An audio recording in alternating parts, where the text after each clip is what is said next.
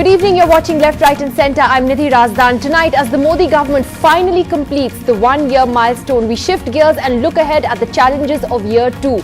Will expectations need to be modified? Can the Prime Minister deliver on his big promises? Also later tonight, our interview with the former TRAI chief Pradeep Baijal, who claims he was threatened by then Telecom Minister Dayanidhi Maran on the 2G issue, and that former Prime Minister Manmohan Singh knew there was a scam but ordered him to cooperate. That's coming up in about 30 minutes. Well, the Narendra Modi government formally completed a year in power today, and the messaging was focused on the poor and the marginalized. From the Prime Minister's letter to citizens in the form of a newspaper ad today that talked about everyone's welfare, including the weakest, to the launch of a Kisan channel. Rahul Gandhi, though, took his pot shots this evening, wishing what he called the Soot Boot Ki Sarkar a very happy birthday. किसान तक अनुभवों की बात पहुंचाने के लिए और किसान के माध्यम से पहुंचाने के लिए एक प्रयास, ये है किसान चैनल। देश को आगे ले जाना है तो हमारे देश के गांवों को आगे ले जाना ही पड़ेगा। अगर हम फिर से एक बार आधुनिक विज्ञान को, टेक्नोलॉजी को गांव और खेत खलिहान तक पहुंचा देंगे तो देश का सामान्य व्यक्ति, देश का नौजवान जो खेती से भागता चला गया है, वो फिर से खेती के साथ जुड़ सकता है। 50% से ज्यादा किसान ऐसे होंगे गांव में जिन्हें ये पता नहीं होगा कि सरकार में एग्रीकल्चर डिपार्टमेंट होता है, कोई एग्रीकल्चर मिनिस्टर होता है। On behalf of the Congress Party, I would like to officially wish the Soot Boot Sarkar a happy birthday. What disturbs us in the Congress Party, and it disturbs us very deeply, is the fact that the Prime Minister does not seem to care for the poor people of this country. He does not seem to believe in the poor people of this country. Unfortunately, the celebration is for a few friends of the government. It is for a few powerful friends of the government, and our kisans, our mazdoors, our small businessmen, they have nothing to celebrate. Well, it's time to look ahead to what the next year could possibly bring and what the challenges will be for the Prime Minister and for this government. It also would be a good time to look at how the opposition has fared over the last year or so. We have a terrific panel on the show with us tonight. We have Sudhanshu Trivedi, senior spokesperson of the BJP, joining us. Sachin Pilot, the Rajasthan Congress president and a young leader of the party. Also with us tonight, our commentators Shekhar Gupta and Ashok Malik back with us. We also have Sumant Sinha, the chairman and CEO of Renew Wind Power, with us. And Adam Roberts, the South Asia bureau chief of The Economist, joins us tonight. The Economist has written a fairly exhaustive cover story on Prime Minister Modi's 1 year in power. And let me ask you first, Adam Roberts, let me start with you. Interesting how much focus The Economist has given to Mr. Modi's 1 year. And you had that image that really stuck of Mr. Modi as a one-man band. And you say the country has a golden opportunity to transform itself, but you believe Mr. Modi risks missing it. Why would you think he risks missing it? Isn't 1 year really too short a time to pass a judgment? Well, our view is that the first year is a golden opportunity. It's the chance you have when your political capital is the largest, your momentum is the strongest, to do some unpopular reforms that maybe will be painful in the short term, but will bring great benefits in the long run. So we'd have liked to have seen the GST passed, the goods and services tax. We'd have liked to see more foreign direct investment in sectors like insurance, defence and so on. We think that although there have been some good steps taken in the first year, it's been insufficient. We would have liked to see him go further and be bolder than he has been. You're not going to transform India through incremental steps. You're going to transform India by being bold, and you're going to be the most bold at the beginning of your time in office. And what worries us is the two budgets haven't been very bold, and Mr. Modi is seeing political problems on the horizon, perhaps trouble in Bihar, trouble politically coming up, and I fear that he will become less bold as the years pass, not more bold. So you're saying that perhaps his biggest challenge in year 2 then would be to push through these reforms, whether it's the GST, whether it's the land bill, that has to be his priority area. It absolutely has to be. Everything else is based on that. If you take bold steps, tell a clear narrative that investors can follow, that this is a country that really wants to do business, really wants to achieve high growth rates, then a lot of people will give you time to achieve those things. We understand that on the ground you don't get results after 1 year, maybe not even after 2 years, but it's much easier to understand that if you can see a narrative, hear a story being told of how reforms are being pushed through.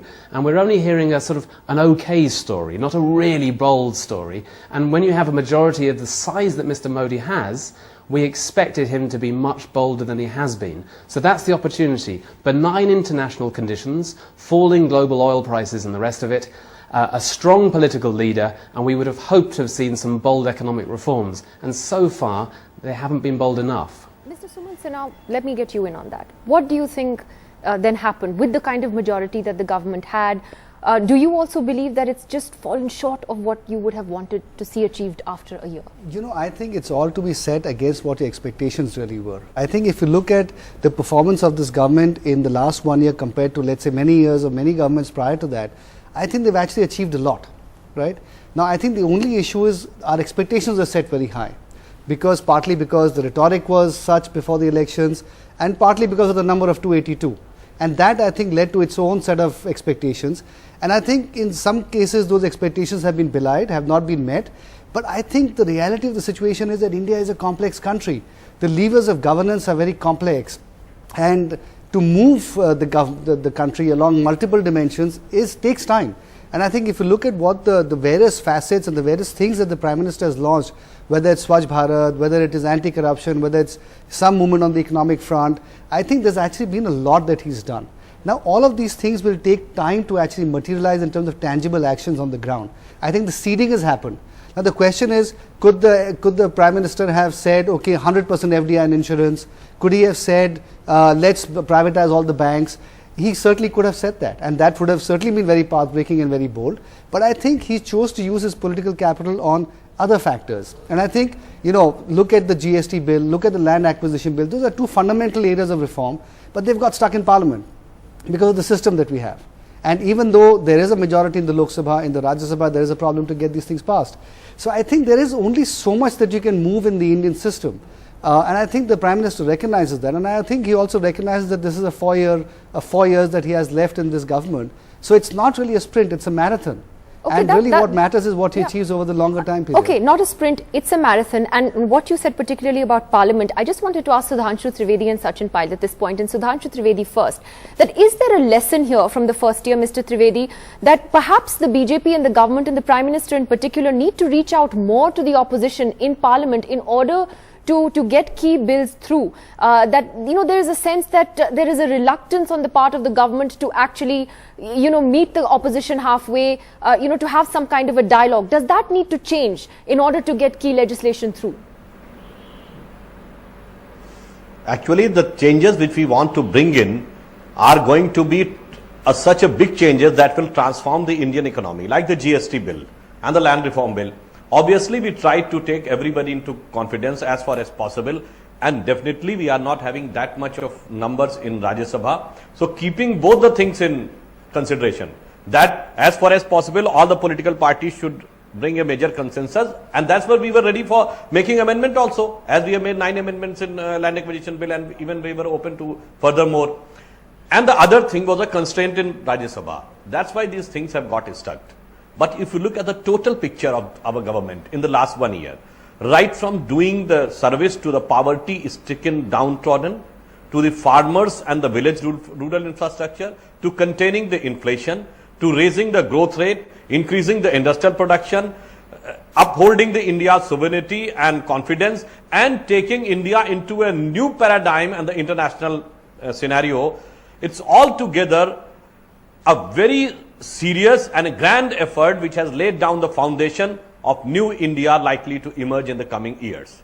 But Mr. Trivedi, my question really was that do you think there needs to be a greater effort to work with the opposition, for the government to reach out to the opposition? Because I remember when Parliament was being repeatedly stalled, when you were the opposition party, as the opposition, the BJP would say the onus was on the UPA government to reach out and to find a way to make Parliament function.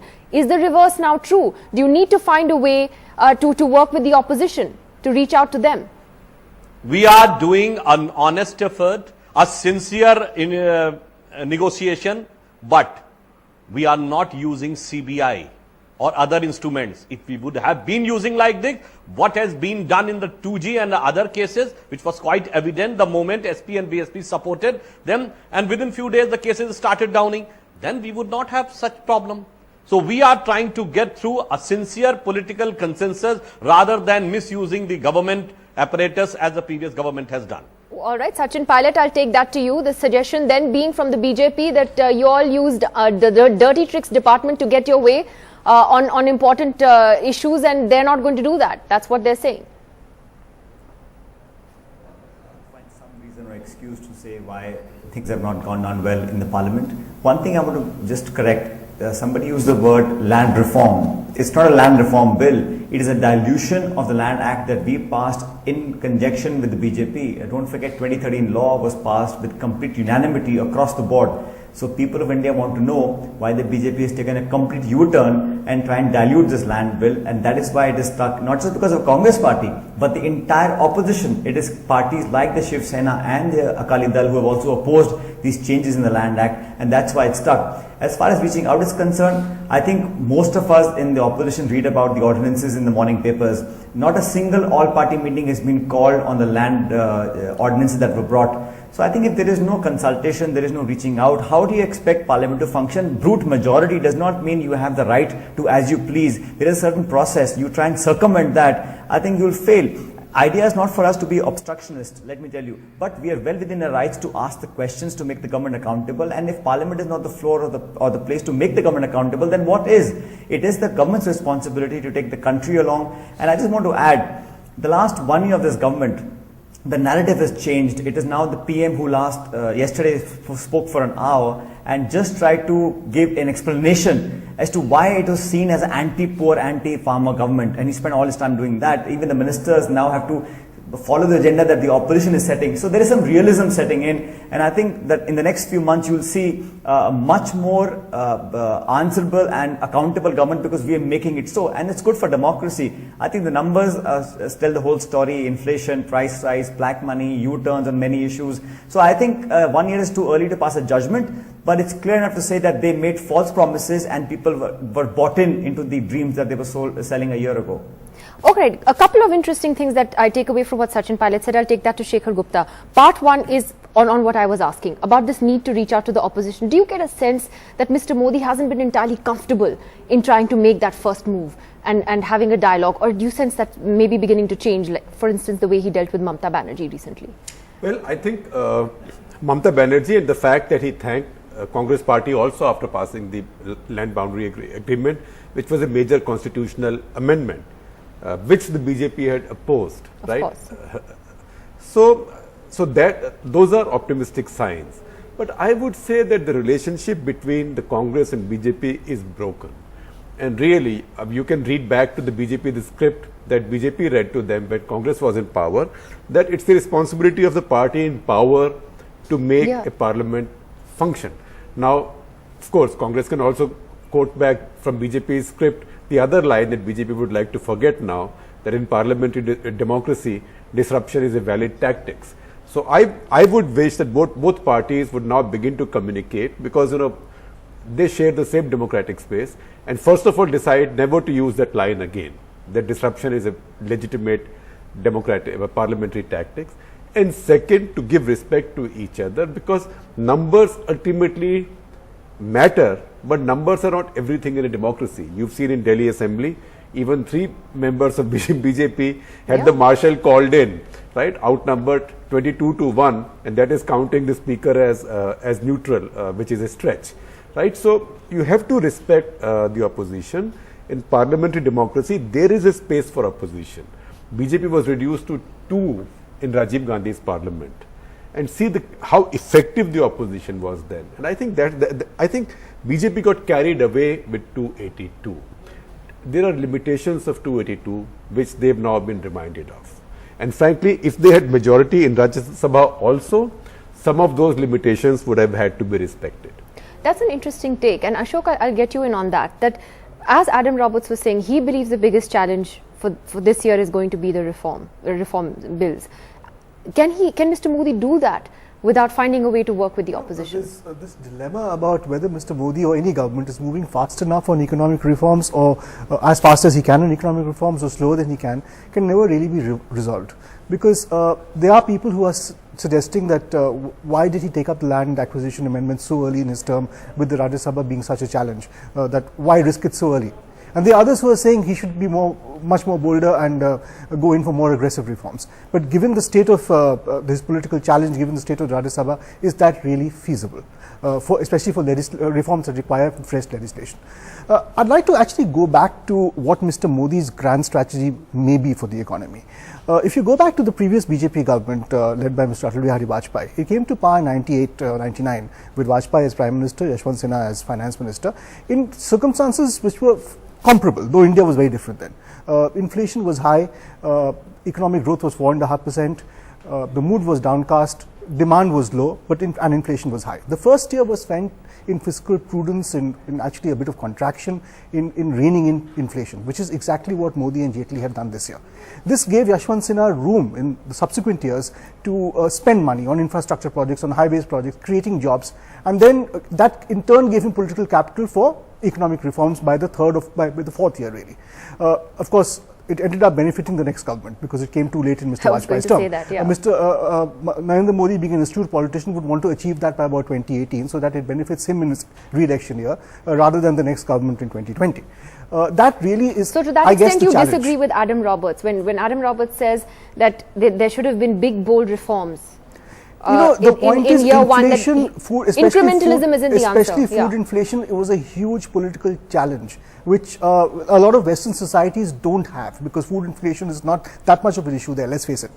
It was a huge challenge here. If food prices had still been really high, and of course Mr. Modi was helped by crude prices, no doubt, but if food prices had really been really high even this year, Mr. Modi would have faced a much bigger political crisis than we can imagine.